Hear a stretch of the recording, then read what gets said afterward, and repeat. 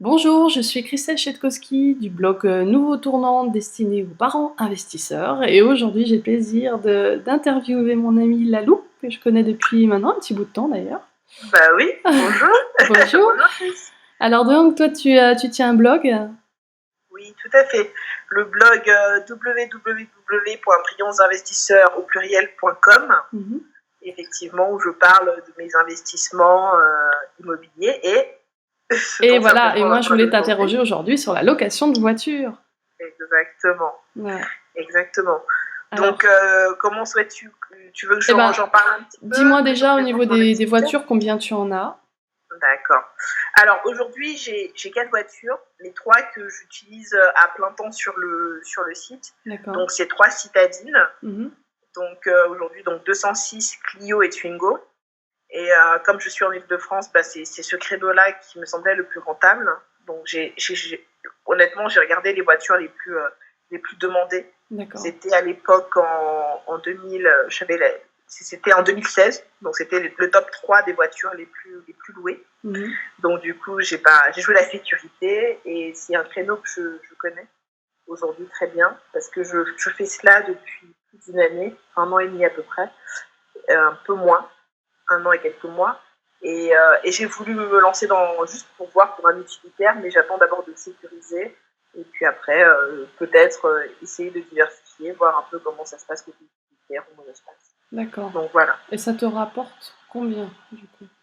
Alors, bien sûr, il y a de la saisonnalité. C'est-à-dire Mm. que, en gros, mon meilleur mois, par exemple pour la 206, le meilleur mois, je crois que j'ai dû faire 750 € D'accord. sur une voiture. Sur une Donc, voiture. en gros, je dis, j'essaie de voir par voiture à peu près combien ça me rapporte. Donc, à peu près la Twingo et les Clio, c'est légèrement moins parce que je les mets légèrement moins cher, mais c'est à peu près dans ces eaux-là les bons mois. Et en enlevant du 750 coup euros. les charges. Alors, oui, c'est ça, c'est que en fait 750 €, c'est ce que je reçois, c'est-à-dire que Drivey a déjà pris ça comme. D'accord. Donc les 750 €, il faut juste retirer l'assurance, mais l'assurance la plus basique, puisque elle ne sert vraiment que à la location de voiture. Donc Et c'est-à-dire que l'assurance. ça coûte combien du coup, ton assurance? Ah, les assurances, bah, ça dépend. Quand on n'a pas de malus, quand on est bien, ça peut valoir 20 €. Parce qu'en fait, en gros, il n'y a pas besoin de prendre une assurance risque. Au contraire, on peut prendre une assurance basique parce qu'en fait, quand on fait des locations, c'est l'assurance de Drivey ou de Vicar, enfin, de la plateforme qui se soustrait à la nôtre. D'accord. Donc voilà, donc si on l'utilise vraiment que pour ça, attention, hein, moi, c'est parce que ces voitures ne servent réellement qu'à ça. Et donc il faut enlever le prix de l'assurance.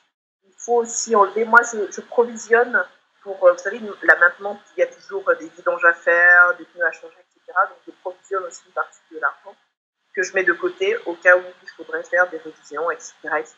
D'accord. Les révisions à peu près, je les emmène pour une grosse révision à peu près 2 fois par an. Et si entre-temps il y a des fois tout changer, des pneus, des disques, etc. Donc voilà. D'accord.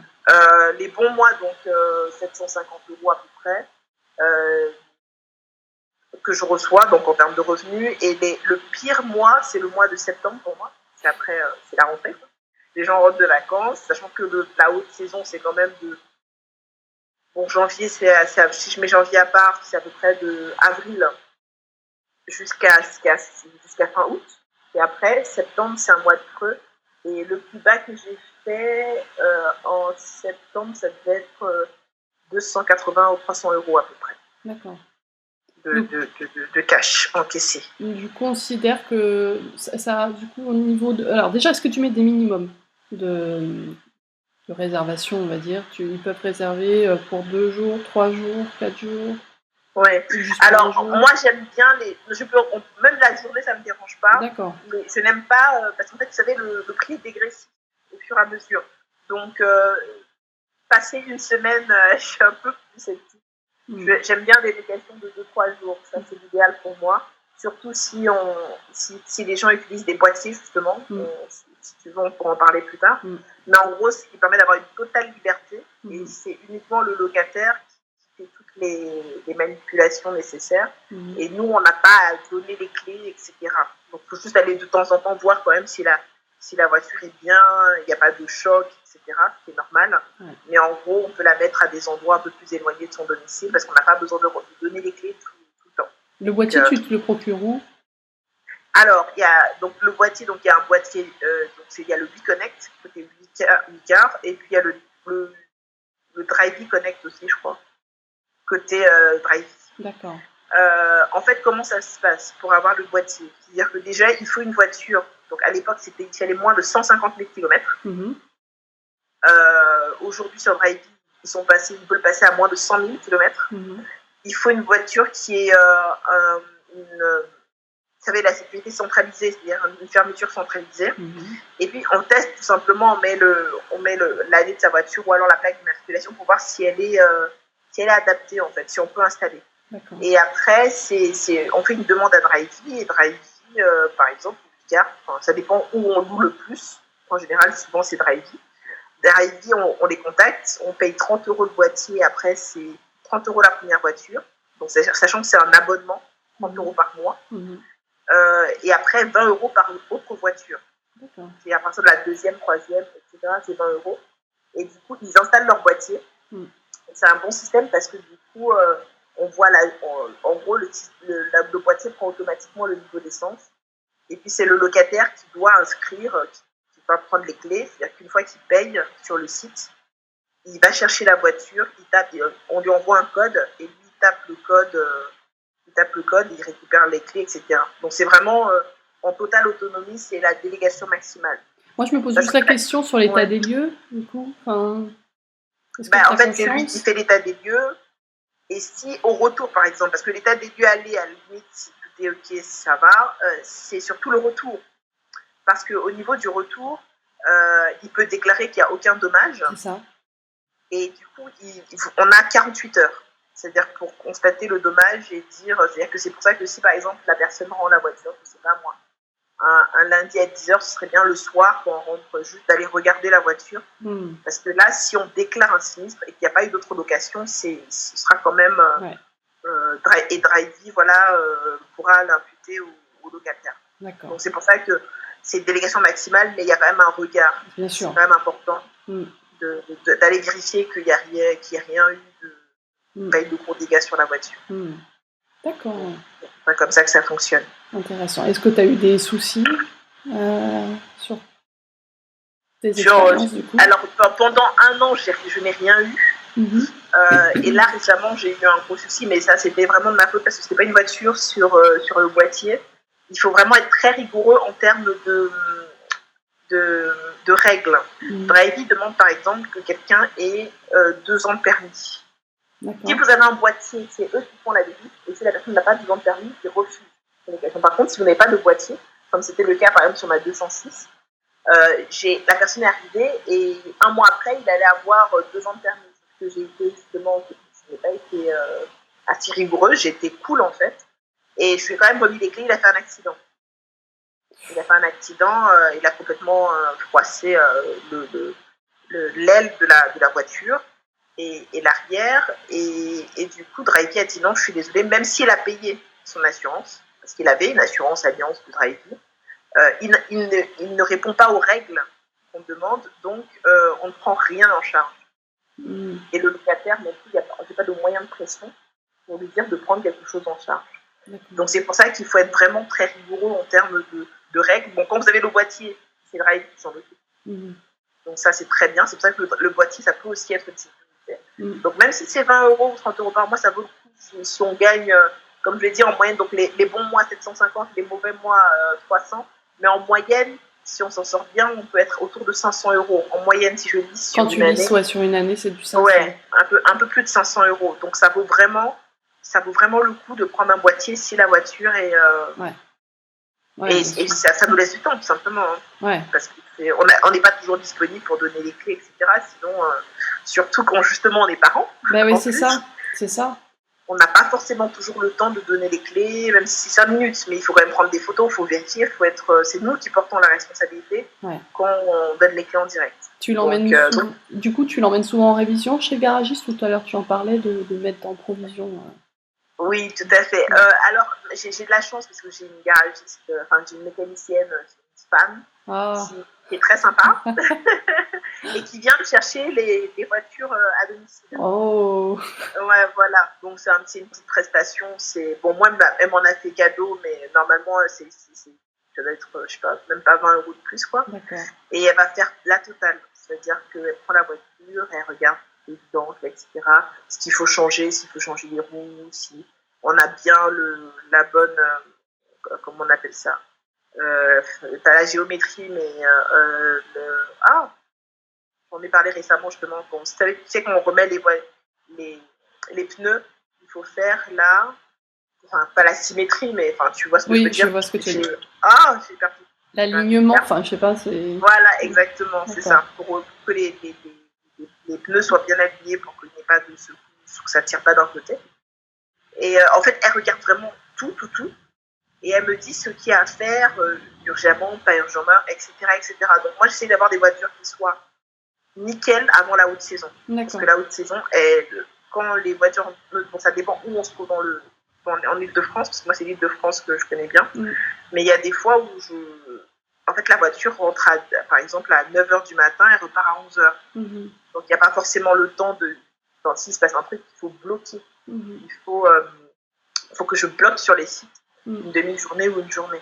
Donc c'est pour ça que je préfère faire ça en basse saison, et comme ça en haute saison elle roule, et après je sais que par exemple je fais en mars ou en février, mars, et elle roule tout le temps, et après en septembre je refais un autre bilan pour voir où elle en est là. Ah, tu fais 2 fois par an, du coup. Si je peux, oui, tout à fait. D'accord. Parce qu'elles font quand même pas mal de kilomètres, mine de rien, parce que par exemple une personne peut faire, si une personne prend disons une semaine, elle peut facilement faire plus de 500 km.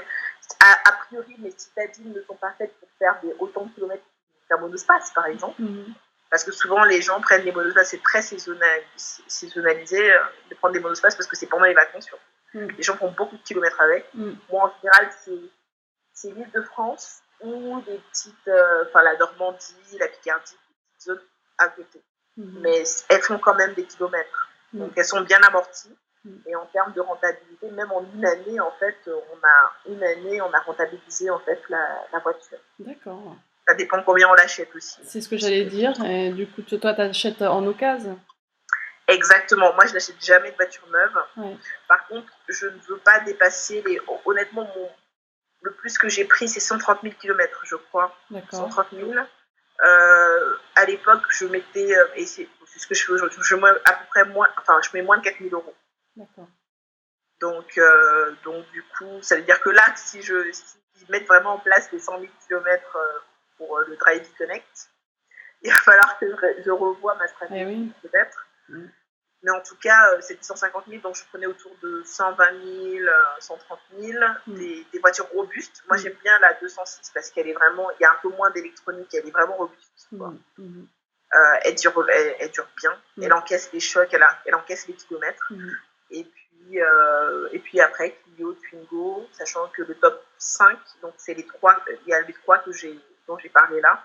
Il y a aussi un Renault Master, mais qui est un utilitaire, et la Citroën C3. C'était les 5 voitures les plus louées sur Drivey, je crois, en 2016. Et là, je pense qu'ils vont sortir un autre classement.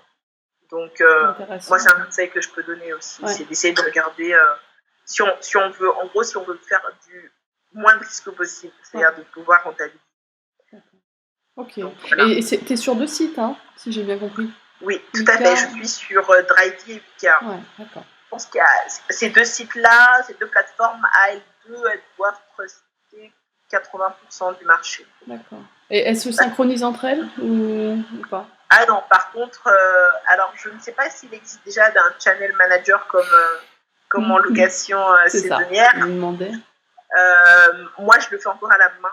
C'est-à-dire qu'en gros, dès qu'elle est louée sur une... Parce qu'en fait, moi, je ne fais pas la réservation instantanée, comme sur Airbnb.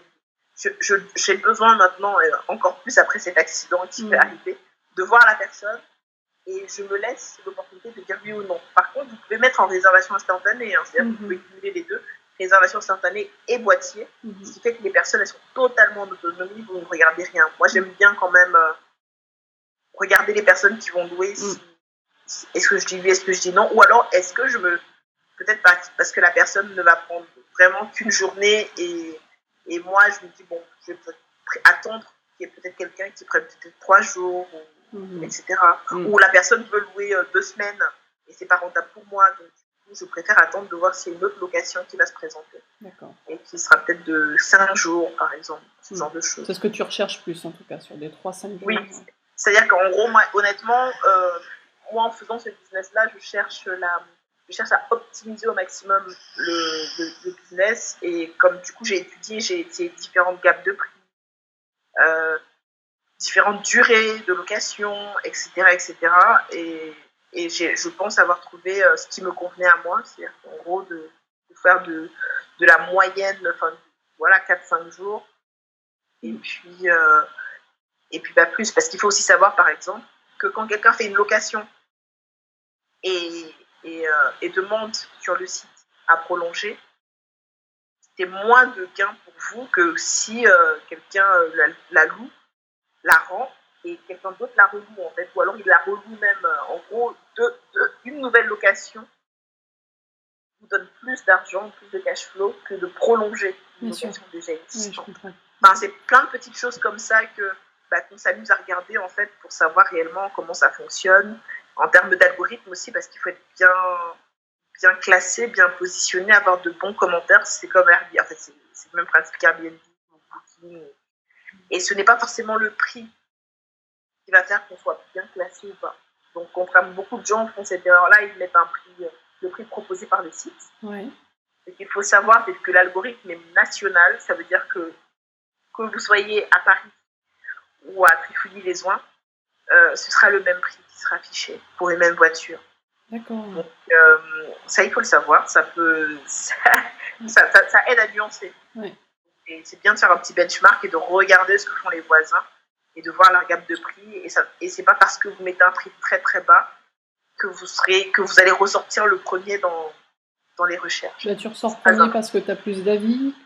Exactement, parce que tu as plus d'avis. Alors, eux, ils ont quand même mis... Bon, si vous faites de la réservation instantanée, bien sûr, forcément, vous allez sortir le premier. Les boîtiers aussi. Quand si vous avez un boîtier, vous allez ressortir les premiers. Après, c'est clairement les avis et les nombres d'étoiles. D'accord.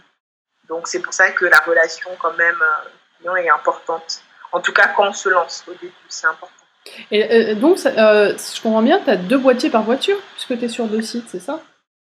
Moi, non, je veux dire, en gros, souvent, on prend le boîtier. Je ne pense pas que ce soit compatible dans les deux. En fait, souvent, ce qu'on fait, c'est qu'on met le boîtier là où on loue le plus. D'accord. Et puis après, moi, personnellement, je n'ai pas des boîtiers sur les 3. Par exemple, la 206, il n'y a pas de boîtier. Et après, souvent, quand on est loué sur l'autre site, on le fait de la main à la main. Mais en gros, par exemple, au début, je louais beaucoup Wicar et après, ça a été du Drivey à fond la caisse. Je pense que Drivey a quand même un peu plus de part de marché. Donc, ce serait peut-être plus judicieux de prendre du Drivey parce que c'est là où viennent le plus grand nombre de locations. Et si Wicar se présente, on le fait à la main. J'ai un ami qui, lui, par contre, il est sur les deux. Il a clairement choisi son camp, c'est-à-dire qu'il met des vrais prix sur Drivey. Et sur Wicar, il met des prix très, très, très élevés. D'accord. Donc, ça fait que si quelqu'un loue quand même sur Wicar, il se déplace, mais le jour, on voudra l'enchanter parce qu'il met des prix extrêmement élevés sur Wicar. D'accord, ouais. C'est une stratégie, effectivement. C'est une stratégie. En fait, il y a autant de stratégies que de personnes. Le tout, c'est de trouver ce qui nous convient le mieux, le bon feeling. Exactement, ouais. Okay. Et puis surtout, pour nous, en tant que parents, de ne pas trop... nous solliciter. Okay. Exactement, parce que c'est ça aussi. Faut quand même, ça peut vite être chronophage si on a plein de voitures, pas de boîtier, etc. Donc il faut quand même préserver aussi sa vie de famille, finalement, et que ça en devienne un jeu avec les enfants, parce que c'est vrai que du coup, moi, mes garçons, chacun avait choisi sa voiture en fait. Ils disaient, celle-là c'est ma voiture, celle-là c'est la voiture de Stéphane. Donc du coup, laquelle va partir la première, donc ça fait une petite concurrence entre les bons enfants. Ouais, mais il faut leur dire que quand ils seront grands, ils n'auront pas assez de voitures. Hein. Faut mieux pas. Hein. Exactement. Mais ça devient comme un jeu, parce qu'en fait, la location de voiture et même l'immobilier, en fait, c'est rentré dans la famille comme un jeu, en fait. C'est pour pouvoir les impliquer aussi.